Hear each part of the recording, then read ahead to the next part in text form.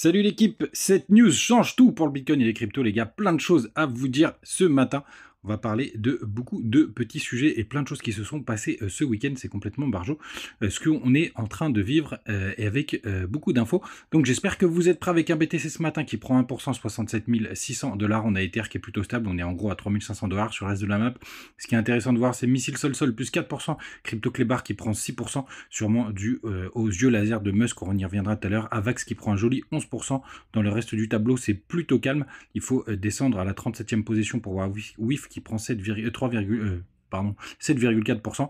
Et en bas du top 50, c'est notre ami OP qui prend un joli 2,2%. Les gars, pour commencer, important, le gap CME, on est sur les contrats futurs du côté du Chicago Mercantile Exchange et vous voyez on a fait un joli petit gap justement qui est en train de se former. Alors celui de la semaine dernière, vous le savez, on n'a pas été le chercher, c'est peut-être un gap de rupture pour le coup, mais là on a un très beau qui s'est formé et donc avec une target qui se situe juste là au 67 475 $. Vous le savez, je vous l'ai partagé du côté de Twitter.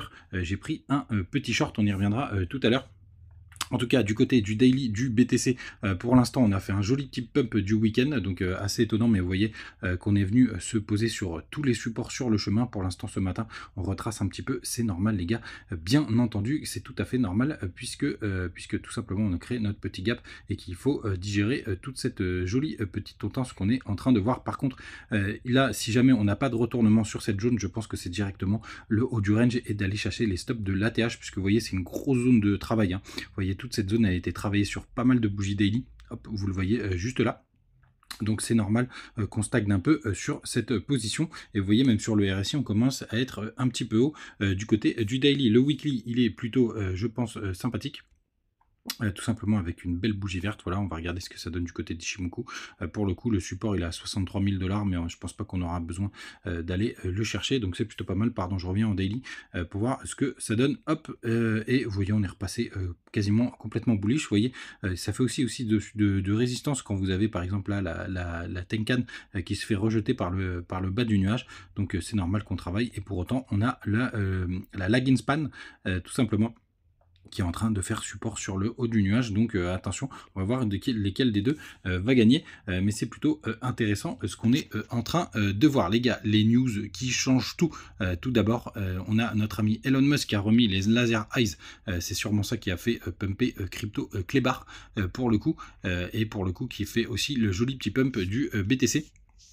C'est assez intéressant de voir ça de ce côté-là, parce que pour le coup, ça nous ramène en 2021, quand on avait les pumps du BTC qui étaient liés notamment aux informations, enfin aux petits tweets de notre ami Elon Musk. Pour tous ceux qui l'ont vécu, ça fait un petit moment qu'on a vécu ça. Donc c'est plutôt sympathique. Et du côté de notre ami ConGlass, pour le coup on a les fundings qui sont encore assez bas, hein. Pour autant c'est pas le cas du côté de TH Sol, etc. On est revenu sur de la parité. Par contre du côté de Binance c'est encore léger sur BTC, donc on pourra avoir pas mal de jus pour BTC pour le coup qui surperforme les autres. Je serais pas surpris qu'ils partent un peu tout seuls. Et c'est un peu ce que nous disent les tendances. Du côté des autres news les gars, ce que vous devez savoir, c'est que demain il y a normalement le listing des ETF Ether Spot. Donc on va voir ce que ça va donner. N'oubliez pas, il y a Grayscale qui a pas mal de crypto, enfin d'ETH pardon, qui pourraient être vendus comme ça s'est passé du côté du fonds Grayscale de Bitcoin. On va voir si c'est racheté massivement par les marchés. Moi je m'attends à beaucoup de volatilité, donc grande méfiance. Et d'ailleurs du côté des ETF, on peut aller jeter un œil sur les Zimflow.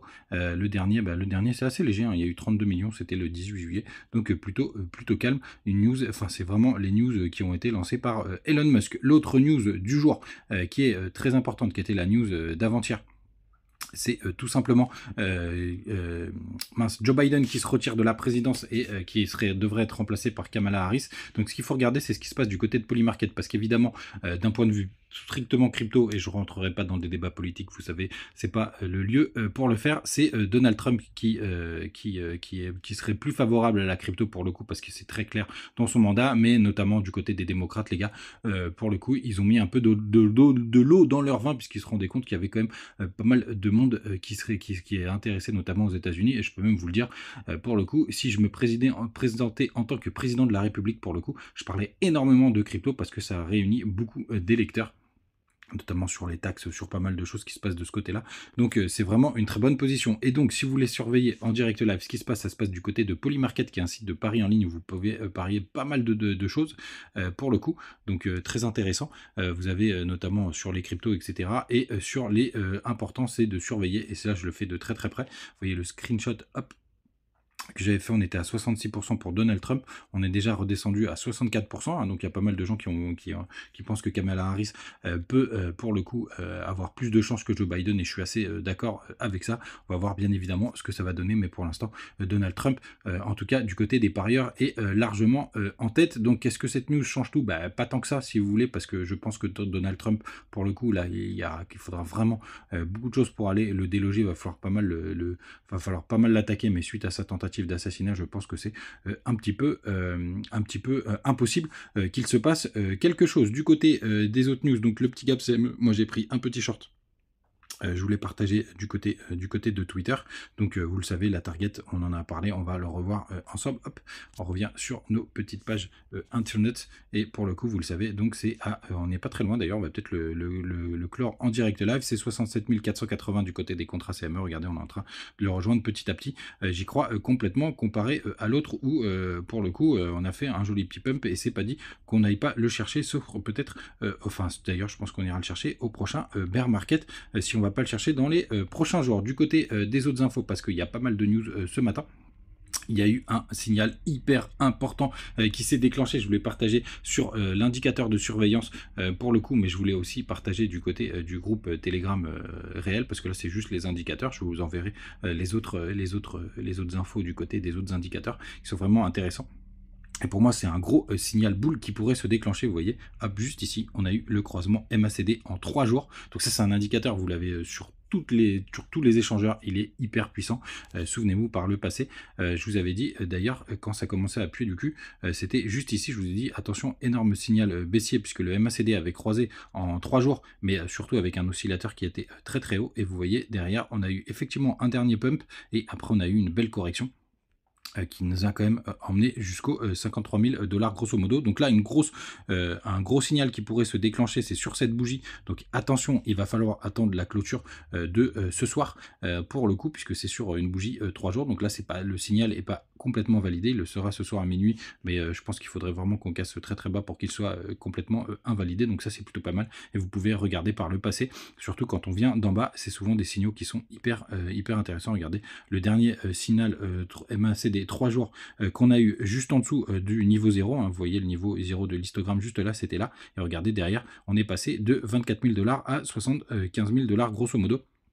Vous pouvez repasser par le passé. On a eu la même chose ici, mais après il y a eu le crash FTX, donc ça vous donne pas tout à fait le point bas, mais ça vous donne quand même des informations comme quand on s'en rapproche. Ici il y a eu un faux signal, c'était en plein bear market, donc pour le coup d'ailleurs c'était, je me souviens de cette zone qui a fait avoir beaucoup de monde, mais regardez derrière, enfin je vous dis ça, mais derrière il y a quand même une jolie petite hausse de, hop, on était à peu près aux 37 000 $ jusqu'aux 48 000 $, donc qui est plutôt intéressant. C'était d'ailleurs le meilleur moment pour sortir, et vous voyez même quand on a eu le mini bear market en 2021, avant le nouvel ATH, pour le coup, on avait eu aussi ce croisement MACD 3 jours, et d'ailleurs, c'est un des indicateurs que je surveille de très très près pour la fin du bull run. Et d'ailleurs, si vous étiez sorti justement sur ce croisement MACD au dernier bull run, vous serez très très bien sorti, parce que vous serez sorti aux alentours des 50 000 $, un peu plus même, qui était très intéressant. Alors, vous auriez raté l'ATH, mais ça, c'est pas grave, vous savez, derrière, on a croisé. Et d'ailleurs, quand vous avez un croisement MACD 3 jours et que derrière, vous avez un nouvel ATH, je peux vous dire que c'est un excellent bon moment pour sortir, et ça fait partie des indicateurs que je surveille de très très près pour le prochain top du bull run, qui pour moi arrivera, vous le savez, entre novembre et mars 2024. Les gars, n'hésitez pas à nous rejoindre du côté du Telegram justement pour avoir toutes ces petites infos, ces petites news, et je vous partagerai le lien du groupe spécifique pour les indicateurs. Et vous n'hésitez pas à utiliser les liens du côté de Bitmart, de Mexc, de BitGet et de BingX. C'est des moments hyper intéressants. Et si vous êtes sur la crypto, les gars, je pense qu'on va s'en mettre plein les fouilles. Et comme je vous le disais, du côté de notre ami Twitter, la prochaine target, c'est de pouvoir mettre ça sur LinkedIn.